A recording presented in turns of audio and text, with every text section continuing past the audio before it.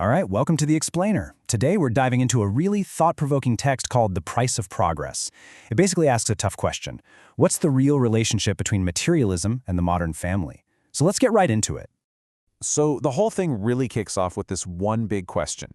It's asking us to stop and think about what our society really values and what we might be giving up without even realizing it.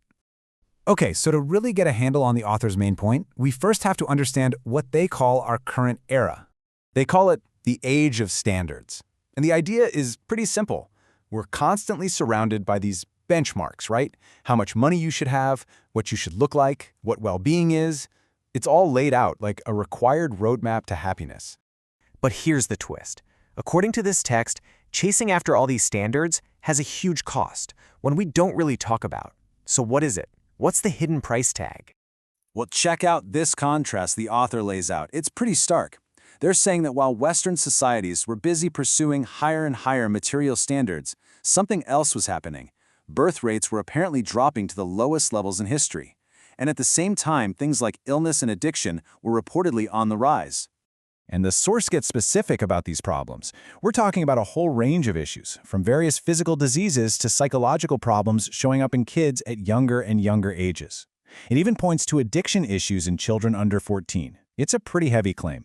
From there, the argument gets even bigger. The author starts to draw this major comparison between what they call the Western Atlantic world and, well, other cultures around the globe.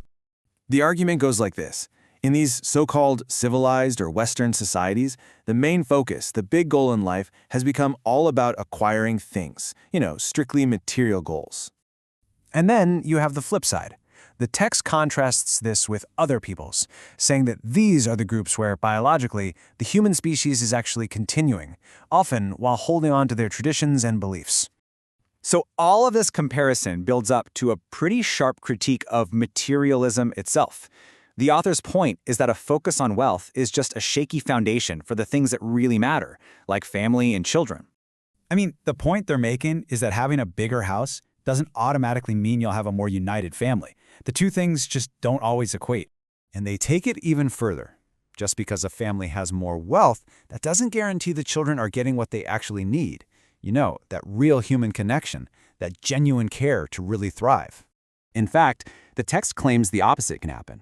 It suggests a link between growing up in these prosperous environments and some really serious negative outcomes. We're talking drug use, severe psychological issues, depression, and get this, even a desire among those kids to not start families of their own later on. Okay, so if it's not about money and stuff, what is it about?